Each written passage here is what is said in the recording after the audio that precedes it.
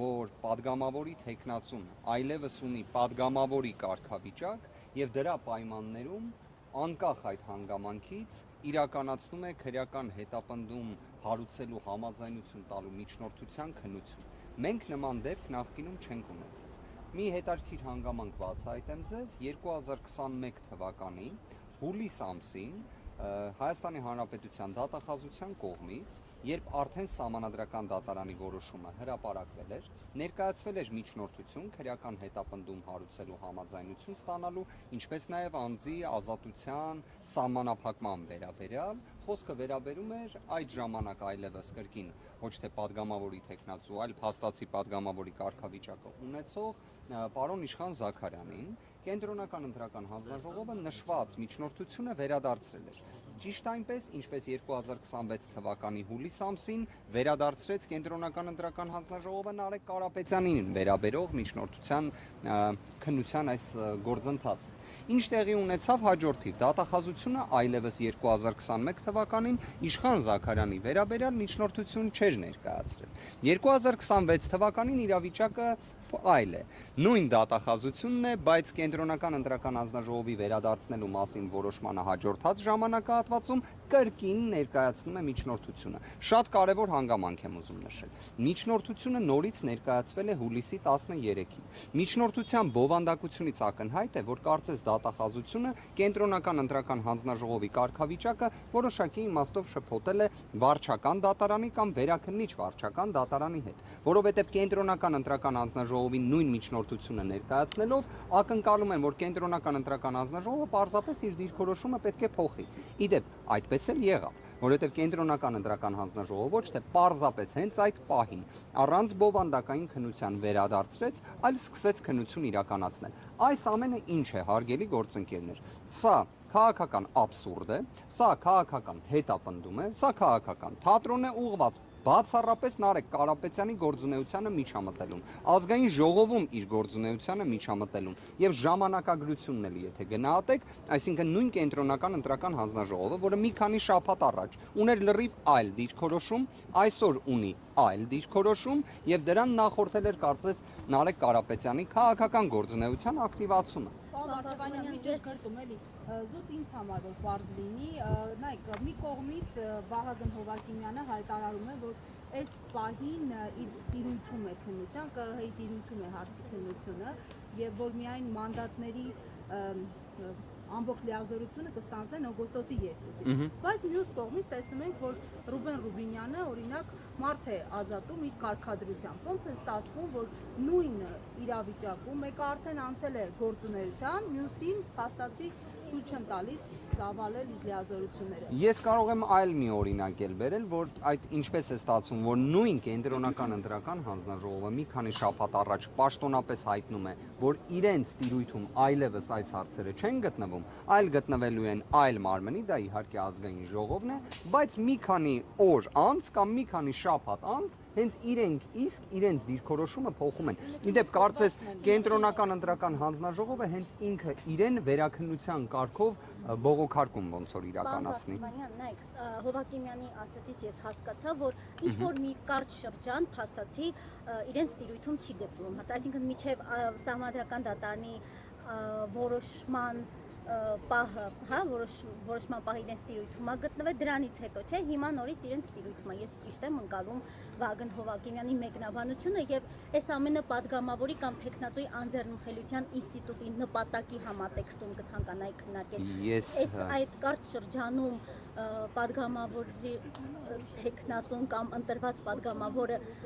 անկախության երաշխիքներ պիտի ունենա։ Ես վստահ եմ նաև հաշվի առնելով, որ դուք իրավական բնույթի բազմաթիվ վեճեր եւ հարցեր ներկայացնող գործունեություն իրականացնող լրագրող եք, դուք հենց նաև ձեր հարցադրման բովանդակությունից դուք եւս նկատում եք, որ սա կամ իրավական ժխտողականության կամ իրավական աբսուրդի տիրույթն է։ Այն, որ Վահագն Հովակիմյանի կողմից ներկայացող դիրքորոշումների մեկնաբանության կարողությունը ես չունեմ, կարծում եմ նաև շատ մեր այլ հայրենակիցներ եւս չունեն։ Մասնագիտությամբ շատ իրավաբաններ ընդհանրապես չեն էլ կարող ունենալ, որովհետեւ դա իրավաբանություն չէ, այնինչ խոսում է Կենտրոնական ընտրական հանձնաժողովի նախագահ։ Մի պարզ վարժությամբ փորձենք բացահայտել ինչ է ինքը ասում։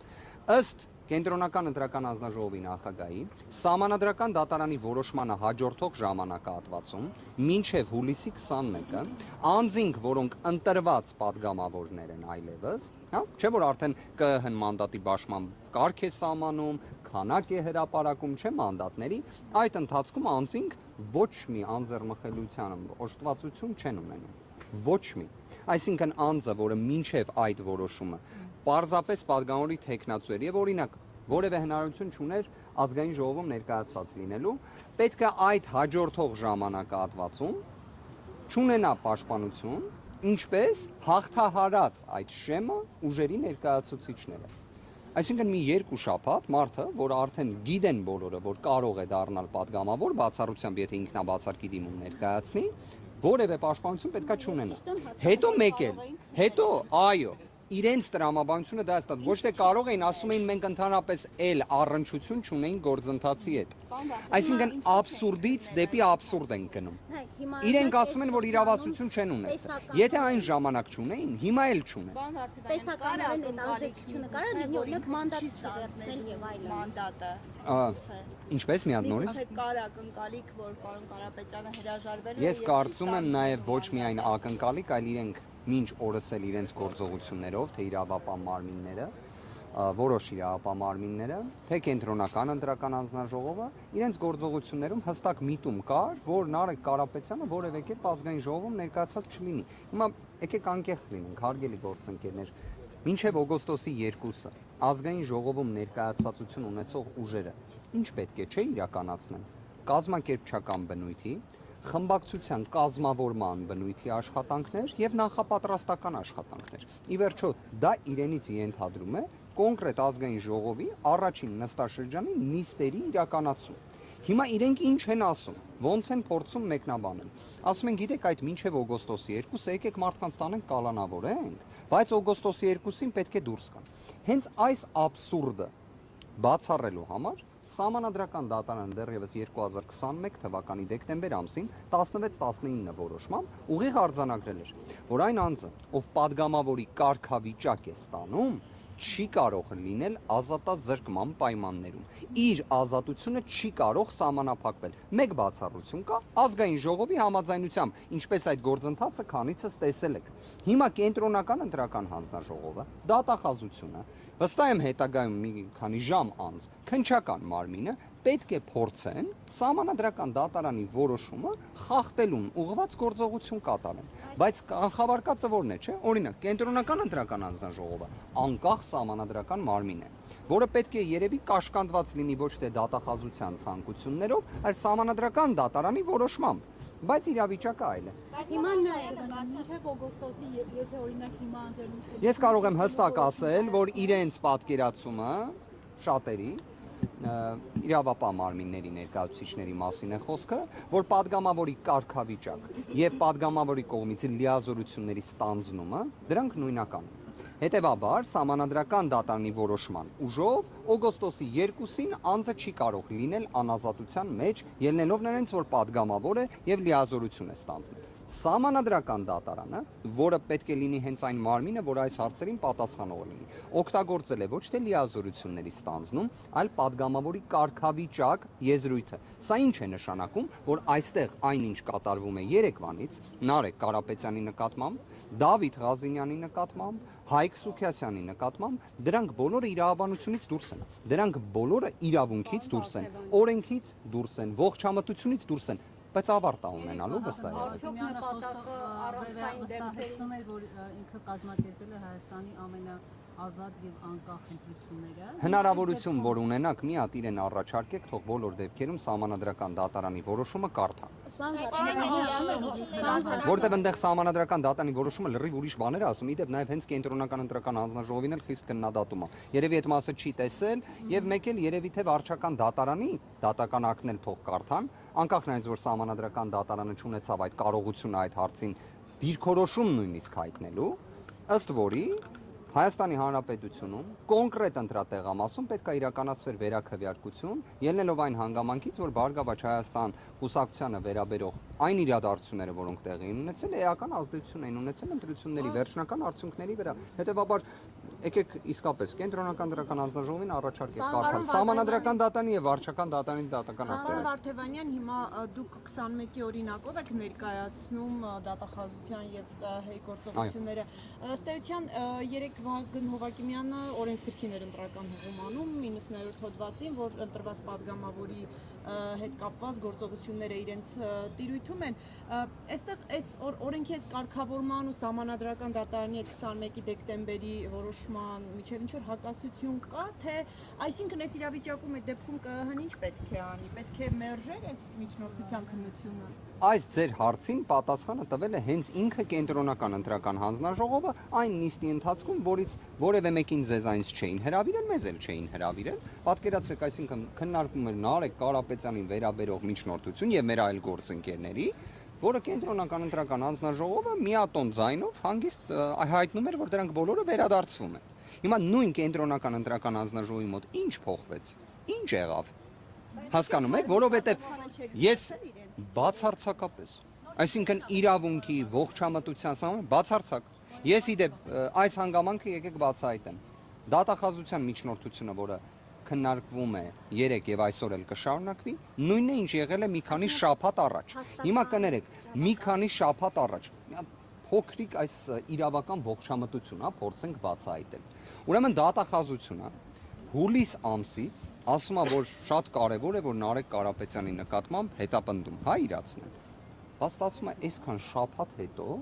իրանք էլի դեռ խոսում են ինտենսիվությունից, չեմ թաքցնի, նիստի ժամանակ հարց հնչեցրեցի։ Ստացվում է հուլիսի 13-ին նախորդած ժամանակահատվածը կարծես հուլիսի 1-ն է եղել, երբ ներկայացրել էին կրկին միջնորդություն նույն բովանդակությամբ Նարեկ Կարապետյանի վերաբերյալ։ Ասում են, բայ ինչ եղավ է 12 օր։ Այդ չէր քանդվում երկիրը, գործը, քրեական վարույթը եւ այլն։ Հիմա էլ հելի հերիք չի, հուլիսի 13-ից հետո էլ եւս այսքան օր է անցել։ Բայց իրենք նույն տոնայնությամբ խոսում են ինտենսիվության մասին, քրեական վարույթ եւ այլն։ Ինչքանով տեղեկ եք, չգիտեմ, քննարկվել է թե չէ, դատախազ օրինակ ներկայացրել է որևէ տվյալ, որ Նարեկ Կարապետյանը փորձել է այդ ինչ-որ անօրինական Բացարձակ։ այս դեպքում օրինակ Ավելին ասեմ, իմանալով, որ հիմա շատ ճիշտ հարց եք տալի, այսինքն օրինակ Նարեկ Կարապետյանը իմանալով, որ կենտրոնական ընտրական հանձնաժողովը հրապարակայնորեն ներկայացնում է, որ իր վերաբերյալ դատախազությունը միջնորդություն է ներկայացրել եւ այլն, որը ԿԸՀ-ն վերադարձրել է, բայց դրանից չի նշանակում, չէ՞, իրավական տեսանկյունից, որ այդ վարույթը անհետանում է։ Նարեկ Կարապետյանը բացառապես պատշաճ վարքագիծ է դրսևորել։ Որևէ մի նույնիսկ մեկնաբանման տիրույթում մի գործողություն չի արել, որ կարող էր անհանգստություն առաջացնել։ Չնայած դրան, նույն դատախազները, նույն տոնայնությամբ, նույն մտքերը արտահայտում են։ Ցավով եմ ասում, այս ամենը կրկին իրավաբանության հետ կապ չունի, Նարեկ Կարապետյանի նկատմամբ թիրախավորում է, քաղաքական հետապնդում է, իր քաղաքական գործունեությանը միջամտություն է։ Մի բան էլ ասեմ, Սահմանադրական դատարանը հենց այն որոշման, որը փորձում է պարոն Հովակիմյանը երեկվանից ներկայացնել, գիտեք ինչ է ասում։ Ասում է, որ ընդհանրապես падգամավորի թեկնածուի անձեռնմխելիության հարցը երբ լսում եք, ԿԸՀ մեկ հարցի պետք է փորձեք պատասխանել։ Կարող է քաղաքական հետապնդում, կարող է քաղաքական գործունեությանը միջամտելուն ուղղված այս ամենը։ Եվ երբ ես խնդրում եմ, որ ԿԸՀ-ն այդ հարցը տա, Սահմանադրական դատարանի 1644 որոշումն է 2022 թվականի Մարդու իրավունքների պաշտպանի դիմումի հիման վրա։ Իդեպ այդ որոշումը ընդունվել է իմ կողմից վկայակոչած որոշմանը կարճ ժամանակահատված անց 16-19 Սահմանադրական դատարանի որոշման եւ որոշակի իմաստով փոխ լրացնում է։ Իդեպ այդ որոշմամբ, որին հղում է տալիս կենտրոնական ընտրական հանձնաժողովը, որևէ հնարավորություն падգամավորի կարգավիճակը ունեցող անձին անձնական ազատությունը սահմանափակելու հարցով չի էլ տալիս։ Դա բացառապես ԱԺ-ի տիրույթում պետք է լինի։ Ու իդեպ դատախազությանը կարակ հարցնեք, եթե 10 օր էլ սպասեիք, եւ հետո ազգային ժողովում այս հարցը բարձրաձայնեիք, հենա արդեն 30 օր սպասում են, 30 օր փաստացի սպասում են, բայց այս 10 օրը չեն սպասում, որովհետեւ այս ամենը իրավաբանության հետ կապ չունի, սա բացառապես իրավական ժխտողականության, նսեմացման, քաղաքական հետապնդման վատ երևույթներ են սրանք։ Սրա բացական հետևանքները վատն են շատ։ բայց հաղթահարել են։ Նպատակավորն է Վագն Հովակիմյանը երեք անընդհատ դրա հիմնավորում է լիազորությունները չստանձնելով, այսինքն այս հակասությունը ինչպես է, որ այստեղ կա հակասություն, դուք ասում եք, որ դրանք գրեթե նույնն են, հա, երբ որ վկայական է ստանում որպեսզի պատգամավոր, իսկ Վագն Հովակիմյանը ասում է, դրանք նույնն է։ Կներեք, ես շնորհակալ եմ, որ դուք ասում եք դա ես եմ ասում, բայց իրականում դա ես չեմ ասում։ Դա սահմանադրական դատարանն է ասում, որ падգամավորի կարգավիճակ ունեցող անձին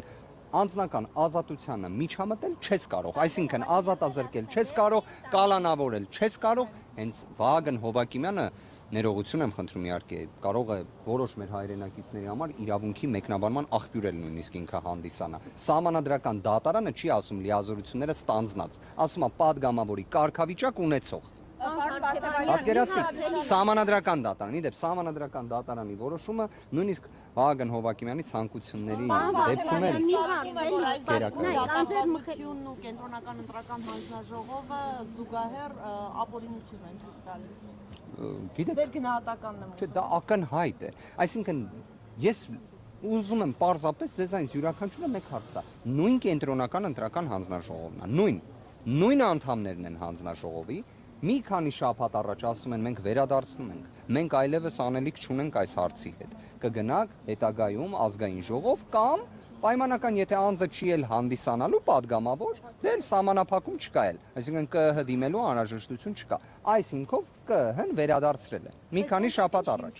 հիմա նույն ԿԸՀ-ն ասում է չէ մի վարքյան, մենք անելիք ունենք, ներման փոփոխությունները որպես կանոն ինչի մասին են հուշում։ Կարելի է մի հարց։ Քիչ ուրիշ երևույթներ։ Երբ որ ԿՀ-ն մերժեց դատախազությունը դրանից հետո ինչ գործողություններ ձեզ հայտնի Շատ- արել, շատ հետաքրքիր հարց եք տալի։ Առաջադրել, ներկայացրել հենց Պատկերացրեք, միջնորդություններ բերեց դատախազությունը,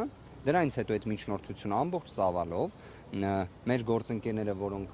Word-ից օգտվում են, կհաստատեն, այսինքն copy են արել դա, այնուհետև paste են արել դա։ Կներեք արտասահմանյան տերմինի համար եւ նույնությամբ բերել են։ Այսինքն դատախազությունը ոչ թե բողոքարկել է ԿԸՀ-ի վերադարձնելու որոշումը, ոչ թե ինչ որ իրավական միջոց է ձեռնարկել, նույնությամբ մի քանի օր անց բերել ներկայացրել է։ Այսինքն ոնց որ սենց անալոգիա փորձեմ անել, հա, պատկերացրեք դուք մեկին մի առաջարկ արել եք, ինքը մերժում է, նույն առաջարկը նորից բերում եք, ասում եք հիմա մի մերժի։ Ու իրենք տենց են անում, էլ չեն մերժում։ Պարոն Վարդանյան, ինչ ընթացակարգով է ազգային ժողովը падգամավորին մանդատից ձգում եւ արդյոք ԿՊՆ-ն Բավականաչափ ձայները ունեն, պարզապես դիմող սուբյեկտը լինում է գլխավոր դատախազը եւ այն լինում է դռնբացության կարգով։ Այստեղ ոնց նկատեցիք, դատախազությունը հատուկ պնդեց նիստի ընթացքում, որ միջնորդության քննությունը իրականացվի դռնփակության կարգով։ Այսինքն մեղմ ասած այդքան էլ ցանկություն չունեն, որ նշվածը բոլորի հանրության աչքի առաջ ներկայացվի, որ օրինակ ներկայացվում է մի միջնորդություն, գրված իբր Նարեկ Կարապետյանին վերաբերող, ներկայացրել են 1000 թերթ նյութ, որտեղ ոչ միտեղ Նարեկ Կարապետյան մարդ չկա։ Իդեպ միտեղ Նարեկ անուն կա հիշատակված, բայց պարզվում է դա էլ Նարեկ Կարապետյանի մասին չի։ Կուզեմ մի հատ նորից հստակեցնենք, այսինքն ստացվում է, եթե անգամ այս համաձայնությունը կհանդա, որը դուք գնահատում եք ապօրինություն ամեն դեպքում։ Ամբողջը Երևանից սկսած նա ապօրինություն։ Դուք ասում եք, որ օգոստոսի 2-ին արդեն պետք է ազատ Նշվածը ոչ մի ես գտնում եմ, որ անհապաղ Երևանից, որովհետև падգամավորի կարգավիճակը 3 տրվել է։ Այլ հարց, որ ես կարող եմ հայտնել, որ տվյալը, որը ունեմ այս պայդերությամբ, իրավապահ մարմինների մեկնաբանման տիրույթում օգոստոսի 2-ն է դիտարկվում որպես այդ Բայց դուք կարծում եք, որ Երևանից պետք է Իհարկե, որովհետև падգամավորի կարգավիճակը տրվել է, որ պատկերացնեք 3 Դավիթ Ղազինյանը, Նարեկ Կարապետյանը, Հայկ Սուքիասյանը բոլորը ստացել են մի հատ փաստաթուղթ, վրան գրված վկայական ազգային ժողովի падգամավոր տակը կա պարոն Հովակիմյանի ստորագրությունը եւ գրված է տրվել է 21/07/2026 այնտեղի դեպ գրված չի որ ուժի մեջ է մտնում օգոստոսի 2-ին գրված չի որ այս վկայականը վերցրեք բայց սա ոչ մի ուժ չունի օգոստոսի 2-ին նոր ուժ կունենա։ Պարոն Վարդևանյան, եթե առանց պատշաճ ընթացակարգի падգամավորի նկատմամբ քրեական հետապնդում է հարուցվում, այսինքն առանց անձեռնմխելիությունը հաղթալու, դա հետապնդումը բացառող հանգամանք է։ Հիմա այս ամբողջ գործընթացը ձեր օգտին չի, ստացվում է, որ խախտումով անձեռնմխելիությունը հաղթահարում են եւ դա քրեական հետապնդում։ Դուք դատավարական բնույթի, այսպես ասած, փաստարկի տիրույթում եք նայում։ Մի երևույթ, որը ակնհայտ